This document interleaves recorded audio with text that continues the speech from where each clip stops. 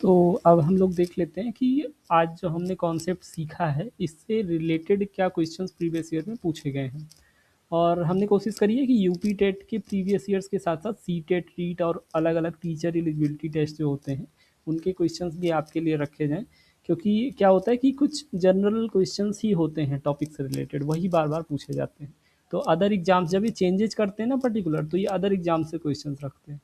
तो हम लोग सारे क्वेश्चंस देखेंगे और जो क्वेश्चंस बच जाएंगे इससे वो आपको 30 क्वेश्चंस टेस्ट सीरीज में रखे गए हैं, तो उसकी प्रैक्टिस जरूर करिएगा। और टाइम इम्पॉर्टेंट है, 10 से 11 के बीच में ही वो अवेलेबल होगा। आधे घंटे का ही टेस्ट है, लेकिन आपके लिए 1 घंटे अवेलेबल रखा गया है ताकि आप उस बीच में जाके उसको अटेम्प्ट कर सकें।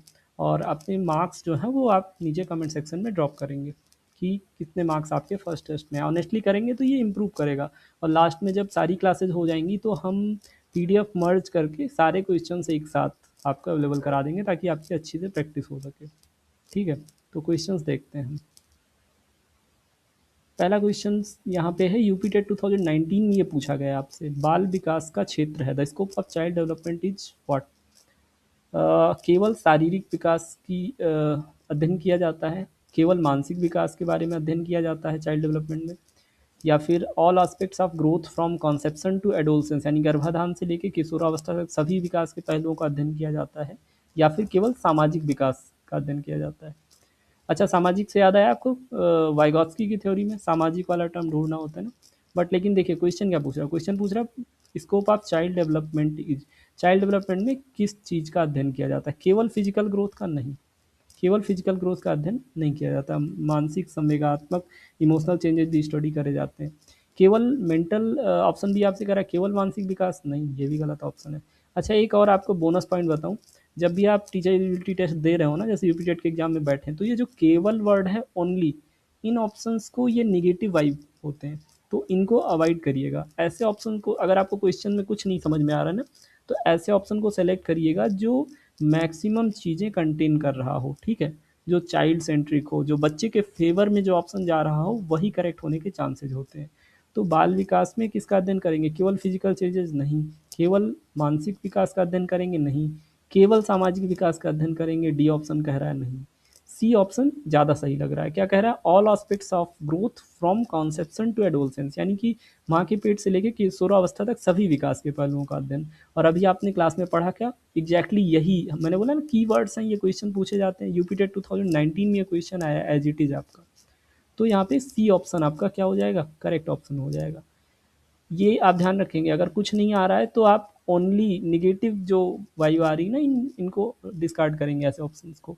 सी ऑप्शन आपको जनरली भी लगेगा कि हाँ सही है। और अगर आपने क्लास आज की करी है तो आपको पता ही है कि चाइल्ड डेवलपमेंट में हम एडोलसेंस तक, कॉन्सेप्शन से एडोलसेंस तक पूरा टाइम पीरियड स्टडी करते हैं। ठीक है, नेक्स्ट क्वेश्चन देखते हैं हम। यहाँ पे आंसर देखिए, सी ऑप्शन ही सही है। और एक्सप्लेनेशन में दिया गया है कि चाइल्ड डेवलपमेंट में हम physical, mental, emotional, social, language और क्रिएटिव ये सब स्टडी करते हैं, केवल एक आस्पेक्ट नहीं देखते। इसीलिए आपका ए, बी और डी ऑप्शन रॉन्ग थे। नेक्स्ट क्वेश्चन आपका सी टेट 2018 का है, जो सेंट्रल लेवल पे टीचर एलिजिबिलिटी टेस्ट होता है उसका है, और ये भी की पॉइंट ही है, ध्यान से देखिए। विकास का कौन सा सिद्धांत बताता है कि सिर से पैर की ओर विकास होता है, which principle states development proceeds from head to toe. मैंने आपको 2-3 चीज़ें बताई थी ना डेवलपमेंट के लिए, कि एक कॉन्टिन्यूस प्रोसेस होता है, और ये सेफेलोकॉर्डल होता है या फिर प्रॉक्सिमोडिस्टल होता है, यानी सिर से पैर की ओर होता है या फिर सेंटर टू पेरिफेरी होता है। तो देखिए, उसने आपसे पूछा क्या, उसने पूछा कौन सा सिद्धांत है जो हेड टू टो की बात करता है, सिर से पैर की तरफ, कौन सा सिद्धांत था। यहाँ पे बाइलिंगुअल स्लाइड्स मैंने रखी है और आपका पेपर भी दोनों लैंग्वेज में आएगा। ठीक है, तो अगर आपको इंग्लिश से नहीं समझ में आ रहा तो हिंदी से भी आप समझ सकते हैं। यहाँ पे देखिए, पहला क्या लिखा, समीप दूराभिमुखी, प्रॉक्सिमो डिस्टल। प्रॉक्सिमो डिस्टल मैंने आपको बताया था सेंटर टू पेरीफेरी होता है। क्वेश्चन आपसे पूछ रहा सिर से पैर, तो ये तो नहीं होगा, पहला ऑप्शन आपका रॉन्ग हो जाएगा। सेंटर टू पेरीफेरी की बात नहीं पूछा है उसने, हेड टू टो पूछा है, हेड टू टो पूछा है। दूसरा ऑप्शन आपका मस्तकाधोमुखी, हिंदी अगर आपको समझ में आती है ना तो इसका मतलब यही है कि मस्तक से लेके पैर तक, सिर से पैर तक, हेड टू टो। तो बी ऑप्शन आपका सही है, लेकिन सी डी भी जरा देख लेते हैं क्या कह रहा है। तो सी ऑप्शन कह रहा है डिफरेंशिएशन प्रिंसिपल। आज की पूरी क्लास में मैंने कहीं भी आपको इस प्रिंसिपल के बारे में कुछ नहीं बताया, डिफरेंशिएशन प्रिंसिपल। ठीक है, तो ऐसा कोई प्रिंसिपल तो हमने पढ़ा ही नहीं। और वैसे भी सिर से पैर की बात हो रही है, तो डिफरेंशिएशन प्रिंसिपल ना हमने पढ़ा है और ना इसमें कुछ ऐसा बताया गया है। डी ऑप्शन आपका कह रहा है कॉन्टिन्यूटी प्रिंसिपल। तो निरंतरता का सिद्धांत तो है, ठीक है, निरंतरता का सिद्धांत थॉर्नडाइक वाले में हम लोगों ने पढ़ा, ये तो है कि डेवलपमेंट जो होता है कॉन्टिन्यूस प्रोसेस होता है, लेकिन क्वेश्चन हमसे पूछ रहा है कि सिर से पैर की ओर विकास की चर्चा किस सिद्धांत में की गई है, तो वो तो कॉन्टिन्यूटी प्रिंसिपल में थी नहीं, तो डी ऑप्शन भी आपका गलत हो गया। सही ऑप्शन क्या होगा? बी। और वो आपको वैसे भी देख के पता चल गया था, क्योंकि सेफलोकॉर्डल में ही हेड टू टो की बात हुई थी, ठीक है। देख रहे हैं सीटेट 2018 में ये क्वेश्चन पूछा गया है। एक्सप्लेनेशन देखते हैं इसका। बी ऑप्शन आपका करेक्ट है, और सेफलोकॉर्डल का सिंपल सा डेफिनेशन दे दिया है कि सेफलोकॉर्डल आपका विकास सिर से पैर की तरफ स्टडी करता है, proximo distal centre to periphery करता है। तो जो डेवलपमेंट को लेके ना कुछ की पॉइंट्स, डेवलपमेंट को अफेक्ट करने वाले फैक्टर्स जो डिस्कस करे हैं, उन पे देख रहे हैं आप, एज इट इज क्वेश्चंस रखे हुए हैं। नेक्स्ट क्वेश्चन देखते हैं। ये रीट राजस्थान में जो टीचर एलिजिबिलिटी टेस्ट होता है ना, 2021 में ये क्वेश्चन वहाँ पूछा गया था कि बाल विकास के अध्ययन का मुख्य उद्देश्य क्या है, the main purpose of studying child development is what. First option आपका है कि टू टीच चिल्ड्रेन फास्टर, बच्चों को तेजी से पढ़ाना। क्या ये बाल विकास के अध्ययन का मुख्य उद्देश्य हो सकता है? नहीं। तेजी से क्यों पढ़ाना? जिस स्पीड से बच्चा सीख सके उस स्पीड से पढ़ाना ना, तेजी से क्यों पढ़ाना। फर्स्ट ऑप्शन आपका रॉन्ग हो जाएगा। Second, to understand child's needs and plan appropriate education, ये थोड़ा अच्छा ऑप्शन लग रहा है कि बच्चे की आवश्यकताओं को समझना। जब हम चाइल्ड डेवलपमेंट स्टडी करेंगे तो हम समझ पाएंगे कि उसकी रिक्वायरमेंट्स क्या हैं और उस हिसाब से हम प्लान बना पाएंगे। तो बी ऑप्शन सही लग रहा है, बट हम सी और डी को भी चेक करेंगे। तो सी ऑप्शन क्या कर रहा है? बच्चों की तुलना वयस्कों से करना, यानी कि to compare child with adults. नहीं, बच्चे की तुलना तो करनी ही नहीं, वयस्कों से ही नहीं। क्लास में दो बच्चों की भी आपस में तुलना नहीं करनी है, क्योंकि हमें एनसीएफ में, नेशनल कैरिकुलम फ्रेमवर्क हो या फिर एनईपी हो, सब में बताया गया है कि हर बच्चा यूनिक होता है और अपनी गति से सीखता है। तो तुलना तो करनी ही नहीं दो बच्चों की आपस में। ये नेगेटिव नेगेटिव जितने ऑप्शंस होंगे ना उनको क्रॉस ही करेंगे, ठीक है। तो क्वेश्चंस में हम अगर कुछ नहीं समझ में आ रहा तो ये देखेंगे कि चाइल्ड के फेवर में कौन सा ऑप्शन जा रहा है, ठीक है, वही सही होने की संभावना है। सी भी गलत हो गया। डी ऑप्शन कह रहा है टू कंट्रोल चाइल्ड बिहेवियर, बच्चों के व्यवहार को नियंत्रित करना। नहीं भाई, चाइल्ड डेवलपमेंट का ये ऑब्जेक्टिव हो ही नहीं सकता। बच्चे को कंट्रोल नहीं करना, बच्चे को फ्रीडम देनी है। तो डी ऑप्शन भी आपका गलत हो जाएगा। सही क्या हुआ? बी। बी आपको पहले से सही लग रहा था ना, ये ऑप्शन बच्चे के फेवर में भी है और इस क्वेश्चन के लिए सबसे ज़्यादा फेवरेबल है कि बाल विकास के अध्ययन का मुख्य उद्देश्य क्या हो सकता है? बच्चे की आवश्यकताओं को समझना और उस हिसाब से अकॉर्डिंगली उसके लिए अप्रोप्रिएट एजुकेशन पॉलिसी बनाना। ये आपका री 2021 का क्वेश्चन था। एक्सप्लेनेशन देखिए।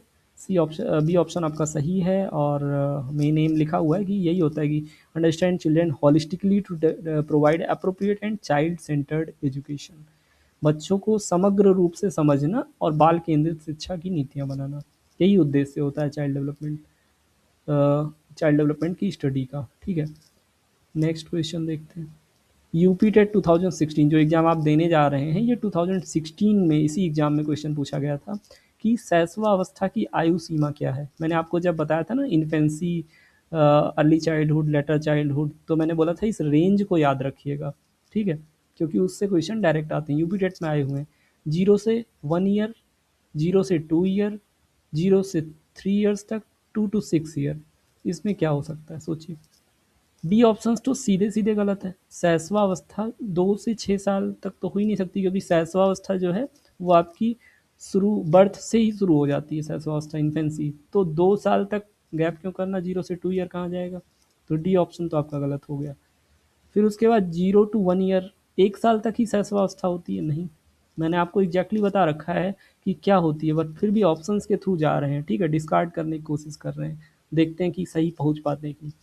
अब बी और सी में आपको कन्फ्यूजन हो सकता है अगर आपने क्लास सही से नहीं सुनी है, अगर आपको याद नहीं है, क्योंकि मैंने तो आपको ये बता रखा है इन्फेंसी क्या होता है, 0 से 2 ईयर तक होता है। तो ऑप्शन बी आपका यहाँ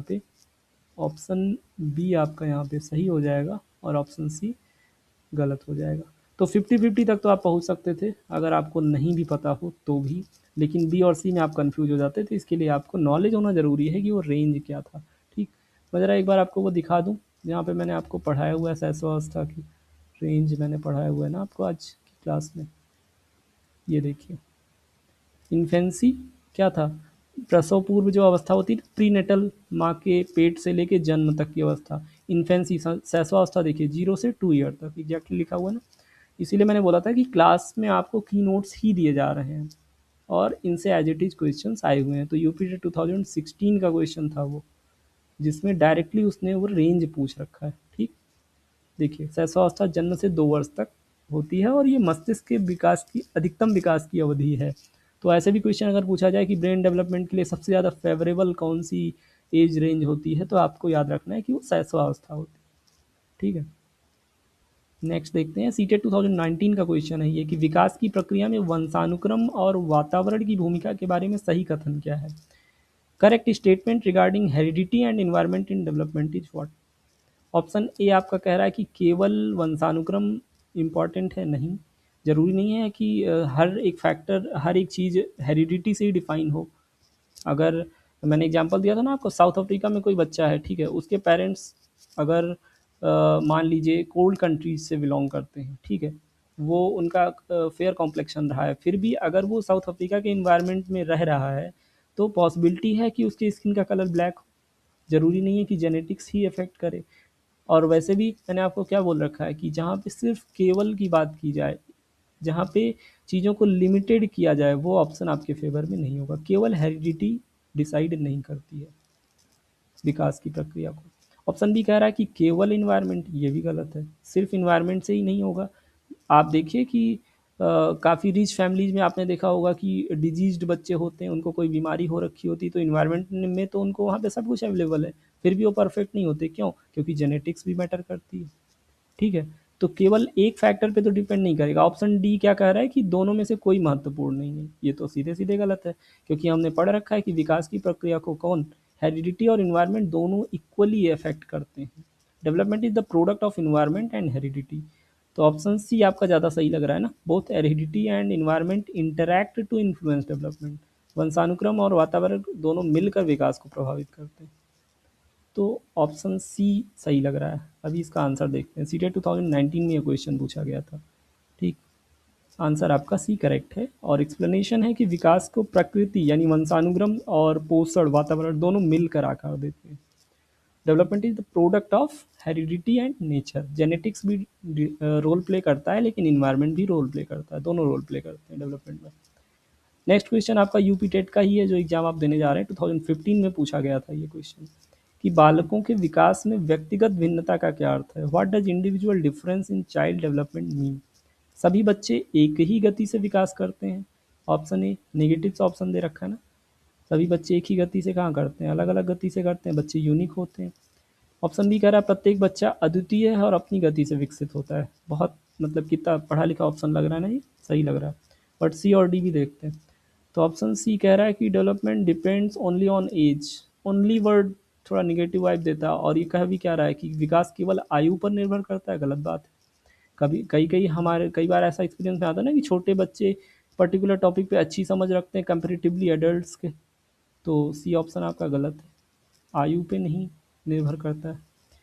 ऑप्शन डी आपका कह रहा है कि boys develop faster than girls always. लड़के हमेशा लड़कियों से तेज विकसित होते हैं, नहीं, ऐसा है भी नहीं। और दूसरा, जेंडर स्टीरियोटाइप की बात नहीं करनी है, जेंडर बायसनेस की बात कहीं नहीं करनी है। नीति में बोला गया है, एनसीएफ में भी सजेस्ट करा गया है।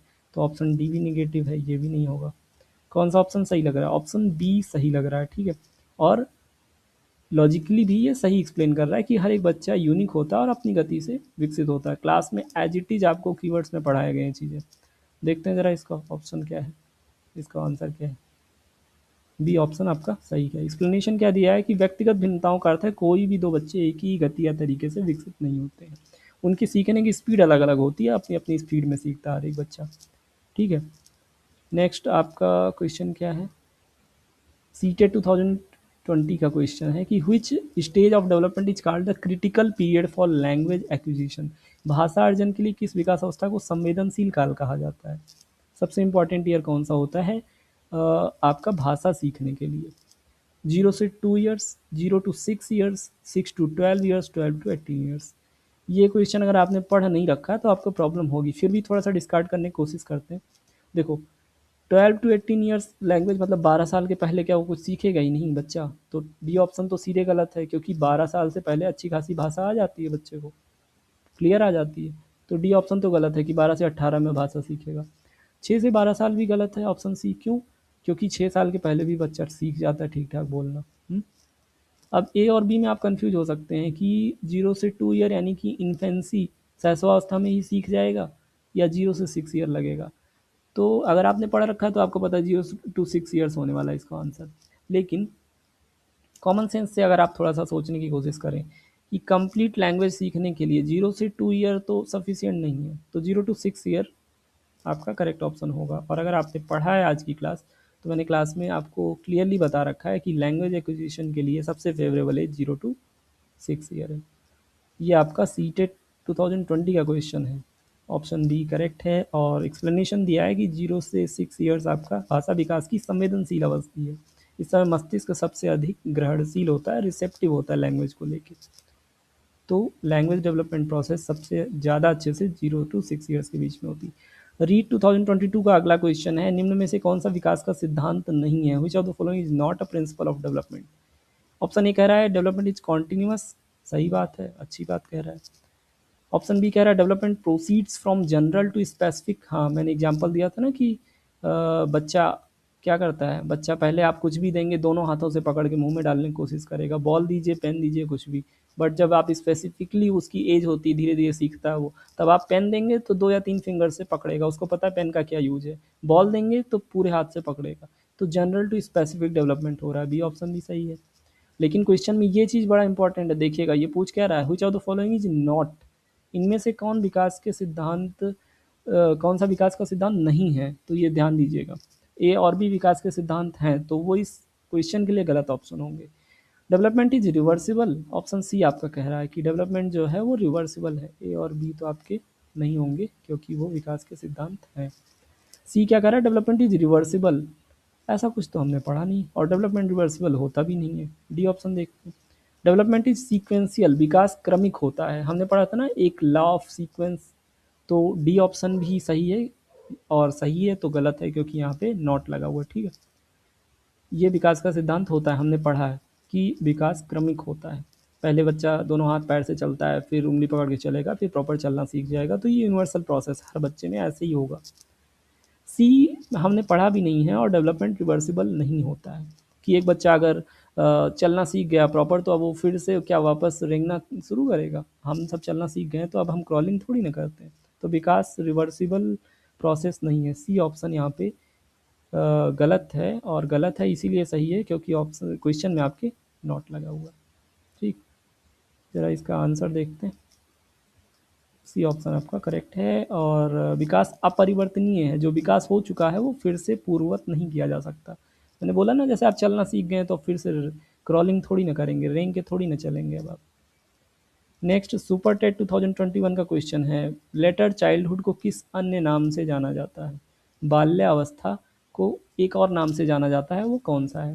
ये आपके की नोट में नहीं था, ये फीचर की नोट में नहीं था, तो यहाँ से आप इसको सीखेंगे। फर्स्ट क्या है, गोल्डन एज होती है, बी ऑप्शन आपका कह रहा है टोली अवस्था होती है, सी है एज ऑफ क्यूरियोसिटी होती है, डी ऑप्शन आपका बी और सी दोनों कह रहा है।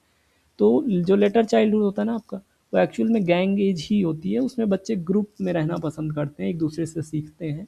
और एज ऑफ क्यूरियोसिटी तो होती है, सीखने की अवस्था तो होती है। तो ऑप्शन बी और सी दोनों सही हैं, जो कि डी के फेवर में है। तो डी ऑप्शन आपका सही है। अगर सिर्फ गोल्डन एज को क्लिक करेंगे ना ऑप्शन ए को, तो बी और सी छूट जाएंगे, जो कि सही है। तो मोस्ट फेवरेबल ऑप्शन यहाँ पे जो है, मोस्ट फेवरेबल ऑप्शन जो है वो आपका डी है। इसको याद रखेंगे आगे के लिए कि लेटर चाइल्डहुड को आप गैंग एज या फिर एज ऑफ क्यूरियोसिटी के नाम से भी जानते हैं। ठीक है, देखते हैं इसका ऑप्शन।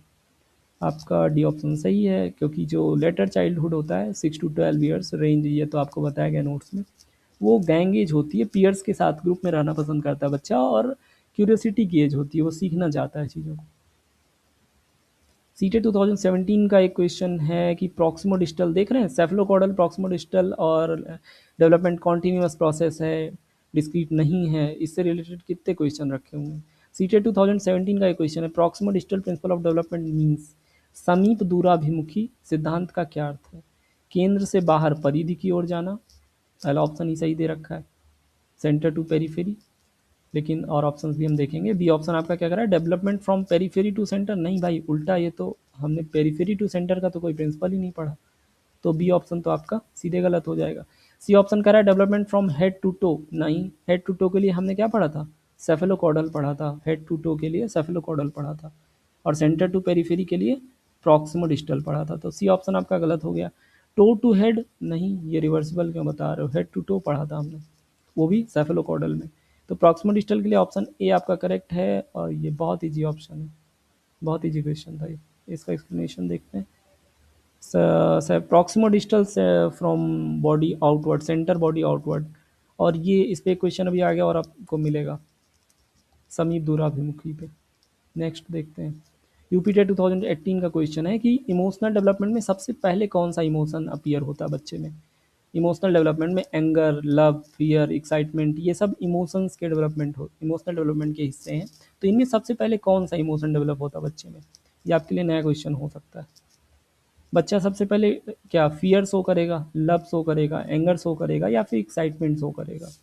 आपको ये क्वेश्चन नोट्स में नहीं है और आप कंफ्यूज हो सकते हैं, तो इसको आगे के लिए याद रखेंगे कि एंगर, लव, फियर ये सब बच्चे में डेवलप होते हैं, लेकिन सबसे पहले बच्चा एक्साइटमेंट शो करता है इन्फेंसी में ही, जब उसकी बर्थ होती है। तो यहाँ पे बी ऑप्शन सही होगा आपका, यहाँ पे बी ऑप्शन आपका सही होगा कि सबसे पहले एक्साइटमेंट शो करेगा बच्चा। करेक्ट ऑप्शन बी है आपका, और ये बताया था चाइल्ड साइकोलॉजिस्ट ब्रिज।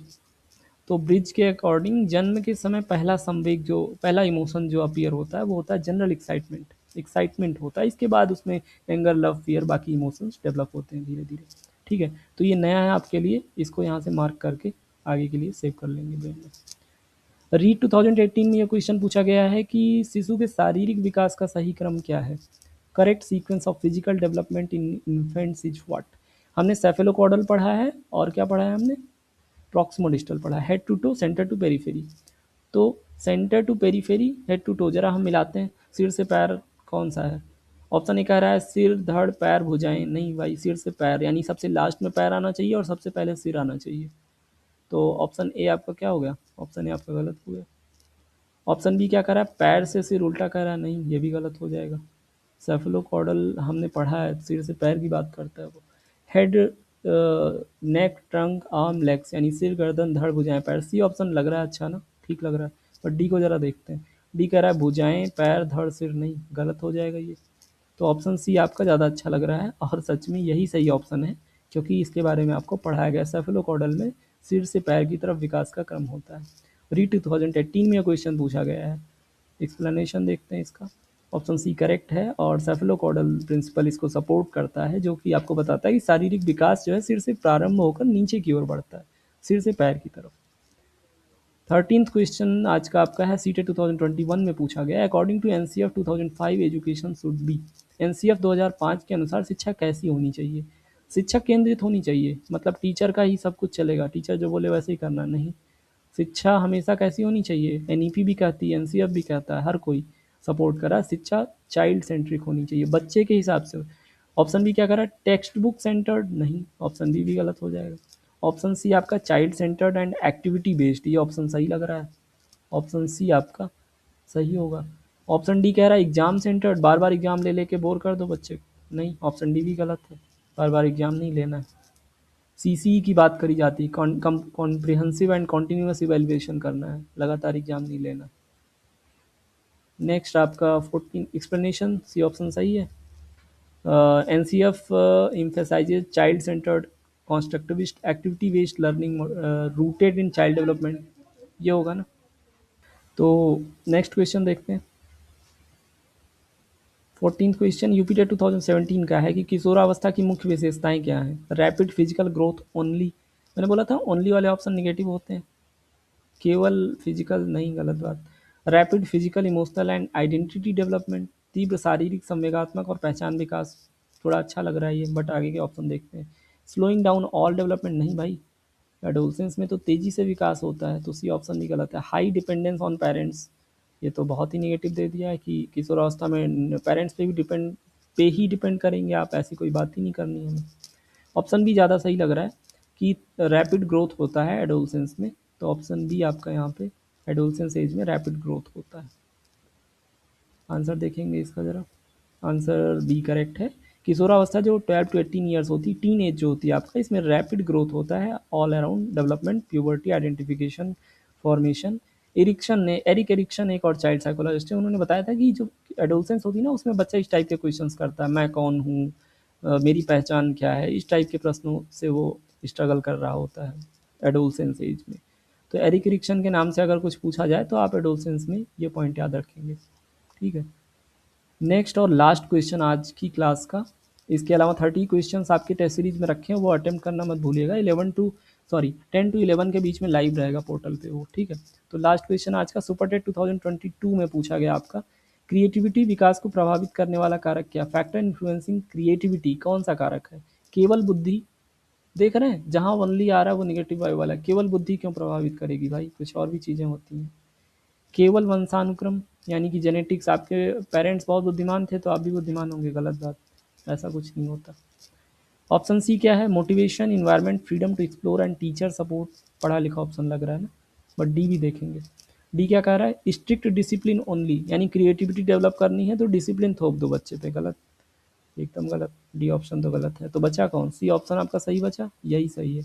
और ये बात भी सही कर रहा है कि motivation, environment, freedom to explore, teacher support, ये सारी चीज़ें आपकी क्रिएटिविटी को इम्प्रूव करती हैं। तो ऑप्शन सी आपका यहाँ पे करेक्ट हो जाएगा। एक्सप्लेनेशन देखते हैं ज़रा। सी ऑप्शन सही है। Creativity is nurtured by supportive environment, intrinsic motivation and freedom to explore. C option आपका सही है।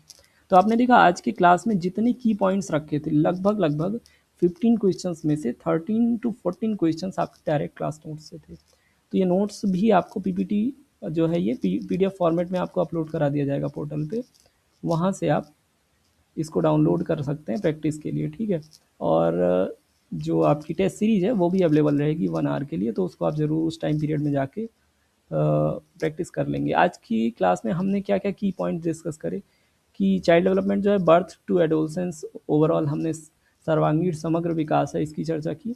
पैटर्न हमने दो पढ़े, सेफेलोकॉर्डल और proximal distal, head to toe और सेंटर टू पेरिफेरी। स्टेजेज हमने देखी, प्री नेटल, प्रसूप पूर्व अवस्था, शैशवावस्था, पूर्व बाल्यावस्था, उत्तर बाल्यावस्था और किशोरावस्था, इसकी चर्चा की। हेरिडिटी और इन्वायरमेंट दोनों सेव करते हैं डेवलपमेंट को। Development is the product of nature and nurture.